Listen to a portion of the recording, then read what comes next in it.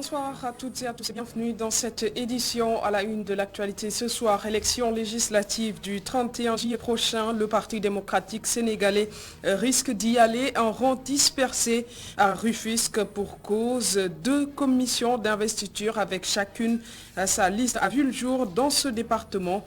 À suivre tout à l'heure les explications du mandataire du Parti démocratique sénégalais dans le département de Rufisque, Issa Paye. Et à Thiès, c'était une journée de nettoyage ce samedi en présence du ministre de l'Urbanisme accueilli dans un cadre salubre et assaini. Une image qui ne reflète pas la réalité dans cette ville selon le maire qui a indexé l'UCG. Sur le reportage de notre correspondant Isidore Alexandre Sen dans ce journal. Et dans la rubrique portrait de ce samedi, elle est actrice sociale et œuvre dans le domaine depuis son jeune âge. Ndeye Mariam Djedjou ne se présente plus dans la banlieue dakaroise avec son association caritative. Elle essuie parfois le mépris de certains ou même l'incompréhension des siens pour venir en aide aux nécessiteux. Son portrait à suivre avec Abdourahmane Li tout à l'heure. Et puis nomination de Capitaine Touré et de Guimarães Sagna, Barthélémy Diaz affiche l'indifférence face aux mises en garde du président de la République, Bart Maki. La guerre est ouverte, titré cette semaine le quotidien L'Info. Son rédacteur en chef, Hassan Baye, nous l'explique dans article de la semaine à suivre en fin d'édition avec Elhaj Malik Sissé. Bonsoir à tous.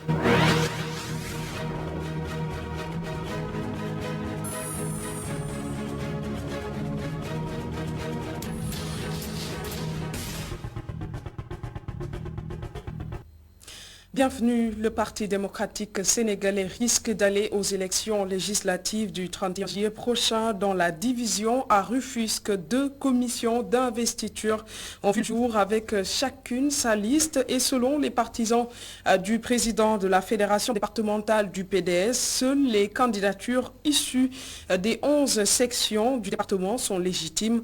Issa Paye, mandataire PDS du département de Rufisque, s'exprime ici au micro de Babacar Seck.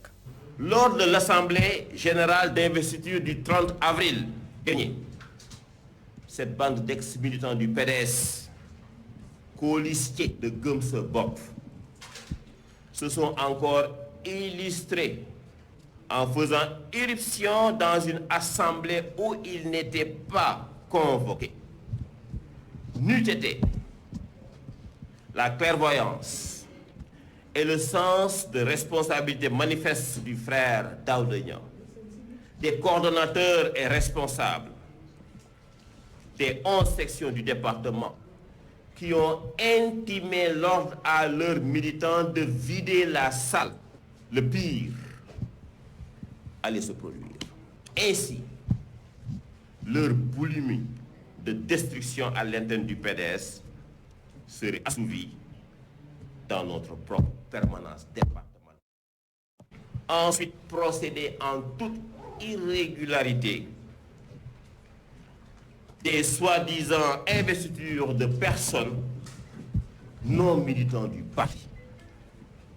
Cet acte ne saurait engager les responsables du département de Rufisque, qui étaient tous absents à cette prétendue Assemblée générale d'investiture.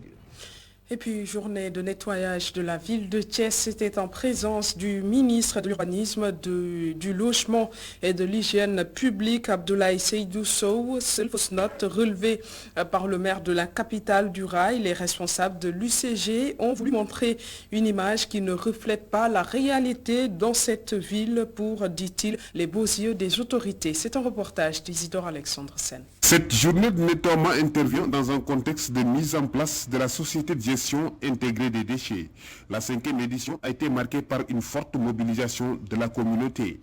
Sénégal zéro déchet, au-delà des infrastructures, doit être matérialisé par des journées comme ça, du Bossul Setal, où la culture de la propreté est encore réinculquée, surtout au niveau des enfants. Le chef de l'État nous avait demandé de passer par les écoles, de passer par les daras, de passer par les Badjanougos, mais aussi et surtout d'impliquer les collectivités territoriales dans cette recherche effrénée qu'il a d'un Sénégal propre. Mais un Sénégal propre, c'est pas simplement Dakar propre.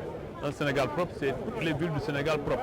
Fier de constater l'adhésion des populations à cette volonté du chef de l'État de voir un Sénégal zéro déchet. C'est justement pour répondre à cette question que le chef de l'État a mis en place la SONAGED, Société nationale de gestion des déchets. La loi a été adoptée le jeudi passé à l'Assemblée nationale. Cela permettra de conjuguer nos efforts, les efforts de l'État, les efforts des collectivités territoriales. Rappelons que les collectivités territoriales restent des démembrements de l'État. L'activité de ce samedi est à pérenniser selon le ministre de l'Urbanisme, du Logement et de l'Hygiène publique. La propreté n'est pas une question d'un jour, c'est une activité quotidienne. L'UCG est en train de faire un travail remarquable à côté de la direction du cadre de vie. Pour cela, c'est vrai, il y a quelques doléances qui ont été posées sur le renforcement du personnel à Thiès. Et Inch'Allah, nous allons renforcer le personnel de l'UCG à Thiès. Nous allons renforcer aussi le personnel du cadre de vie à Thiès pour, avec les collectivités territoriales ici, avec l'ensemble des élus, continuer à faire de Thiès cette ville qui a été toujours la fierté du Sénégal. En prélude à cette journée, la ville de Thiès avait déjà montré le chemin. Mais le maire de la ville souhaite plus d'efficacité pour un cadre de vie épanoui. On est en 2022. Le ministre est venu à Thiès pour voir la réalité. Il n'est pas venu participer à une politique de mensonge.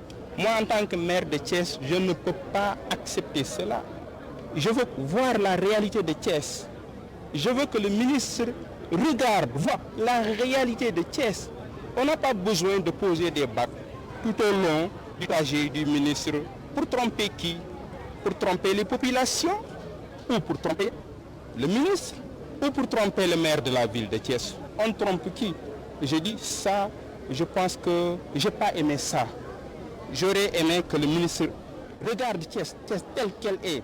Le lancement de la 5e édition s'est déroulé dans différentes étapes de l'école Makan Diabaté au quartier 10e. Selon le ministre Abdoulaye Seydou Sow, les établissements scolaires constitueront aussi des lieux où le programme fera école. Direction à présent Ziguinchor dans le sud du Sénégal à l'école élémentaire Joseph Almati Diémé de Tindouk. L'établissement est dans un état de délabrement avancé, logique quand on sait que l'école a vu le jour en 1945, mais aujourd'hui les apprenants n'y sont plus en sécurité. Le directeur de l'école qui a fait cette alerte invite les anciens de l'école et l'État du Sénégal à sauver cet établissement en ruine. C'est un reportage d'Hassan Ba.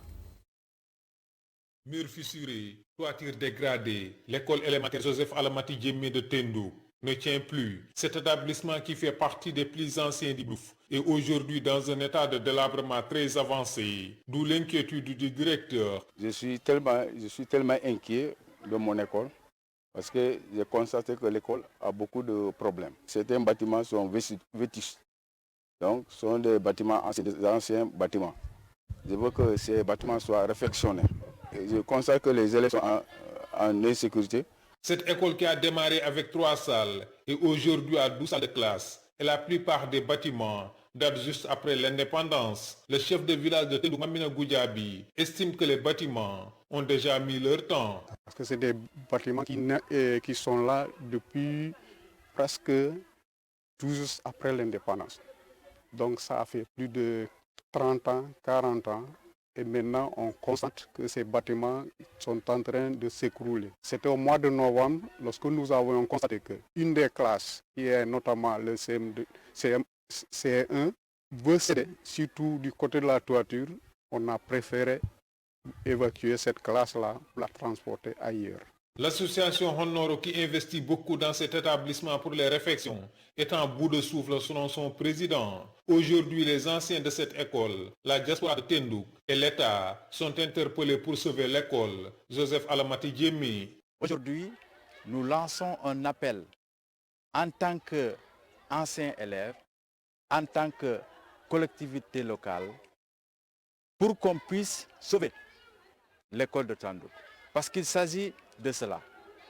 Aujourd'hui, il faut sauver l'école de Tindouk. Et que donc, chacun, parmi les anciens élèves et les amis, doit venir au secours de cet établissement-là.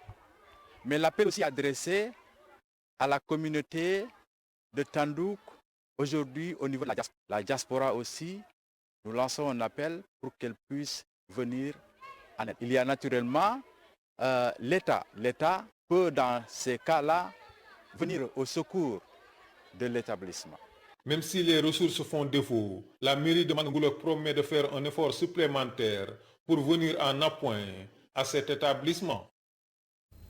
Et le président de la République, Macky Sall, a reçu ce matin le vice-président de Open Society Foundation, un réseau de fondations dont l'objectif est de promouvoir la démocratie, les droits de l'homme et le développement économique. La pandémie de Covid-19 et la guerre en Ukraine ont été au cœur de leurs échanges. Les précisions d'Alexander George Soros, vice-président de Open Society Foundation, au micro d'Abdourahmane Ly.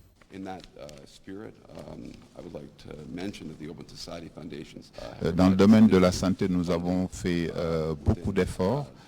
Nous avons, entre autres, financé la production de vaccins par le biais de l'Institut Pasteur, l'IRSF et le Centre africain de lutte et de prévention contre la maladie.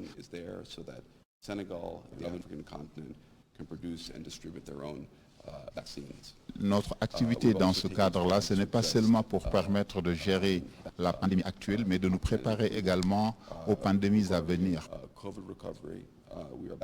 Nous avons discuté avec le président Sall des sujets économiques. Nous avons discuté de la nécessité, avec la crise que nous traversons, au sortir de cette crise, de permettre au niveau des institutions financières internationales, comme le FMI par exemple, une redistribution des droits de tirage spéciaux entre les pays, afin que les pays africains également puissent avoir accès à ces droits de tirage spéciaux pour permettre une relance post-Covid, parce que la Covid a eu un impact important sur les économies de nos différentes nations. Nous avons parlé avec le président Sall d'un sujet qui lui tient à cœur, c'est-à-dire l'autonomisation et le renforcement des possibilités économiques des jeunes et des femmes. Nous avons également parlé de notre implication dans le soutien au secteur de l'éducation.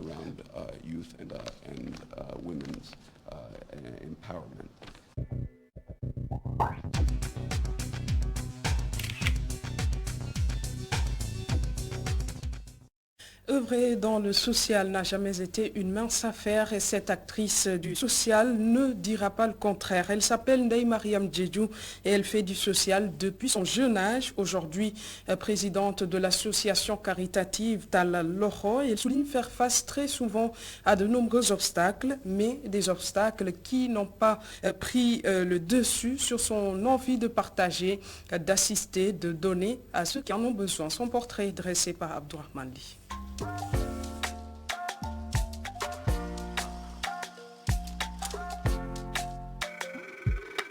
Tout a commencé à l'école Pikine 7A Eliman Ndiaye. Avant que Ndeye Mariam Diédhiou ne devienne présidente aujourd'hui de l'association Talla Loxo, elle était membre à part entière d'une autre association caritative.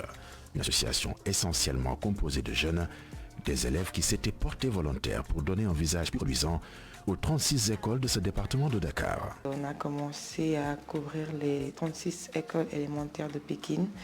Je faisais personnellement le tour des 36 écoles durant ces dernières années. Chaque année, j'y allais à la rencontre des directeurs, à la rencontre des enseignants, mais aussi à la rencontre des élèves pour connaître leurs besoins et éventuellement essayer de trouver des donateurs, en tout cas essayer de satisfaire leurs besoins et leurs demandes. Cette initiative en a engendré une autre, plus grande. Se sentant prisonnière du concept qui la limite aux établissements scolaires, Maman Rose met en place une équipe et se détache un peu des écoles, dans l'esprit de toucher le maximum de personnes qui ont besoin d'assistance, notamment sur le plan social. Le concept Talla Loxo voit le jour. Et ainsi pouvoir venir en aide les hôpitaux, les prisons, mais prendre en charge de façon plus formelle des malades dans le besoin et autres. Le social, une passion pour elle, aider les personnes qui sont dans le besoin. Des gens qui ne peuvent pas manger à leur faim ou encore des parents déboussolés à la recherche de solutions pressantes comme cette mère de famille. Il s'agit d'une maman qui est venue chez moi vers les environs 1h du matin, son enfant dans les bras, un enfant de 9 mois. La dame en question a été abandonnée par son époux et sa belle famille. Et étant dans une famille qui ne peut pas en tout cas la venir en aide comme il le faut, elle est venue chez moi en larmes Donc à 1h du matin, l'enfant devait être évacué en urgence. C'était difficile, c'était vraiment difficile. Il n'a pas non plus été facile pour Ndeye Mariam de faire face à certaines difficultés dans le cadre de ses activités. Au-delà du manque de confiance et de l'incompréhension des donateurs, Maman Rose souligne du côté de certains collaborateurs le sens du social qu'ils sont censés avoir. Il y en a qui pensent que quand on les invite à venir adhérer dans une association comme la nôtre, ils devraient venir pour partager le butin. Je me dis que c'est des gens qui n'ont pas le sens du social, c'est des gens qui n'ont pas compris la mission et peut-être qui s'engagent parfois pour autre chose. Et parfois, ça peut être source de conflit social. Par ailleurs, présidente d'une entreprise à 25 ans, Ndeye Mariam Diédhiou a été encouragée au cours d'une cérémonie avec le prix de la meilleure actrice sociale du Sénégal de l'année 2021. Une récompense qui la motive, dira-t-elle dans son ambition, venir en aide aux nécessiteux et surtout aux enfants.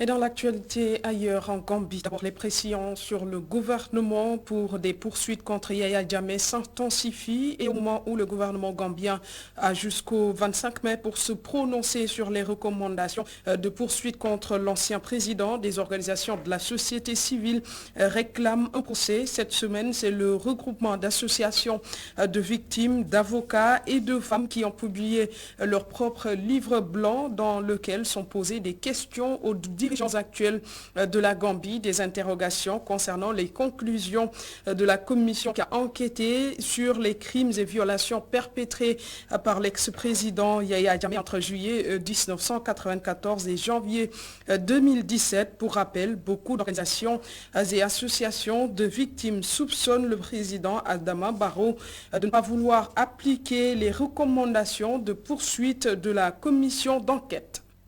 Et puis, lutte contre le terrorisme, la CEDEAO, ou plutôt les chefs d'état-major de la CEDEAO, se sont réunis sans le Mali. C'est une réunion de 2 jours, ce jeudi et vendredi à Accra. Au menu, travailler au renforcement de la coopération entre États afin de lutter contre l'insécurité grandissante en Afrique de l'Ouest. Et malgré leur suspension des instances de la CEDEAO, le Mali, le Burkina Faso et la Guinée avaient été invités à prendre part à cette rencontre, mais seul le représentant malien a fait défaut. Néanmoins, selon le général Francis Béanzin, commissaire des affaires politiques, paix et sécurité au sein de la CEDEAO, la contribution des uns et des autres a permis de prendre un nouvel envol dans la stratégie de lutte contre le terrorisme lors de la clôture des travaux durant ces 2 jours.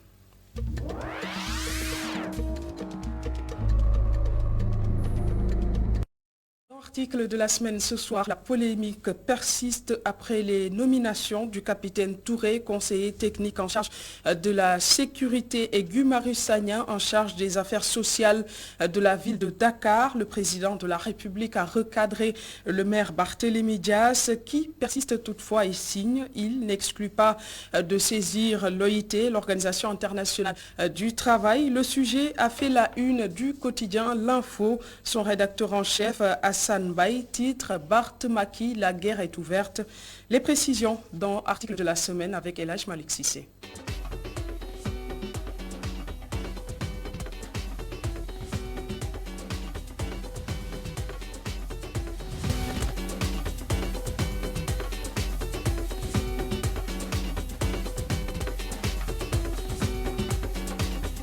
La ville de Dakar, sous les feux des projecteurs, Barthélémy Dias a récemment nommé le capitaine Touré conseiller technique en charge de la sécurité et Guy Marius Sagna, conseiller technique en charge des affaires sociales. Des recrutements à polémique. Le chef de l'État monte au créneau et met en garde. Dias fils campe sur sa position. Et pour le quotidien L'Info, Barth Maki, la guerre est ouverte. Je pense qu'on est en train de vivre le prolongement de cette guerre qu'il y a toujours eu entre les deux entités, la ville de Dakar et le président de la République. Et je pense que ça s'inscrit dans cette dimension. Et ça, c'est la lecture politique et la dimension même politique de cette affaire, cette dualité qu'entretiennent les deux institutions, la présidence de la République et la ville de Dakar. Et ça a toujours été politique d'ailleurs. Mais l'analyse est aussi amène à contextualiser le problème parce que on est dans un contexte où on s'achemine vers des élections législatives. Pourtant, dans l'organigramme des collectivités territoriales, des dispositions confortent Barthélémy Diaz, relève le rédacteur en chef du journal. Des communes chefs-lieux des régions et des mairies de villes est très explicite. Il décrit même le nombre de postes qu'il faut pourvoir et la qualité des agents. Le décret précise au niveau du chapitre 1 que l'organigramme type proposé, les organigrammes sont à titre indicatif, mais aussi avec des maxima. C'est-à-dire que donc, les collectivités territoriales ne sont pas obligées de s'en remettre automatiquement à ça. Si je prends l'exemple de la ville de Rufisque, par exemple, au niveau de l'équipe municipale, mais le maire avait 3 conseillers spéciaux. Hein? Au niveau de la ville de Dakar, Barthélémy Diaz l'a dit, c'est des postes qui existaient déjà avant lui, c'est-à-dire que c'est des postes qui étaient occupés par des gens qui étaient payés directement au niveau du trésor public par l'État. Donc là, pour moi, le problème qui se pose dans cette affaire, ce n'est pas les postes, mais ce sont ceux qui sont nommés. Des arguments juridiques ne manquent pas pour justifier ces recrutements, d'autant plus que c'est des postes qui ont existé, si on en croit à Barthélémy Diaz, qui existaient bien avant ça. Face à la presse ce jeudi, le maire de Dakar persiste et signe. Il assume sa décision. Peut-être il est fougueux, qui le connaît. Ce n'est pas quelqu'un qui recule dans ses prises de décision, il ne peut pas reculer. C'est-à-dire qu'aujourd'hui, on a empêché au capitaine Touré d'exercer son métier d'enseignant. Il l'a recueilli. On a suspendu Guy Marius Sagna, il l'a recueilli. C'est des gens qui doivent vivre de quelque chose. Dans ces recrutements, on peut discuter de l'aspect peut-être copinage. On peut en redire, on peut en discuter. Attention, le maire ne peut pas s'adjuger des compétences en relation avec sa coloration politique. La précision a été faite en page 7 par le directeur de l'Institut africain de développement local. Et les maires ne peuvent pas se lever un beau jour et créer des postes comme ça. Ça, c'est impossible parce que tout ça est encadré par la loi. Les maires, tout comme le président, tout comme ceux qui gèrent nos institutions, sont tenus par un certain nombre de textes et de règlements qui les empêchent de faire tout ce qu'ils veulent. Malheureusement, dans les faits, c'est ce qu'on voit tout le temps. Oui. C'est banal. Dans les faits, au Sénégal, un maire qui vient, qui s'installe, tout ce qu'il fait, c'est de balayer d'abord l'équipe qu'il a trouvé, de ramener ses hommes de confiance. Mais maintenant, dans le cas des textes, il est concédé au maire, dans son cabinet, de mettre ses hommes de confiance. Barthélémy, la guerre est déjà ouverte. Les élections législatives qui se profilent à l'horizon vont à coup sûr confirmer la dualité au sommet entre le maire de Dakar et le chef de l'État.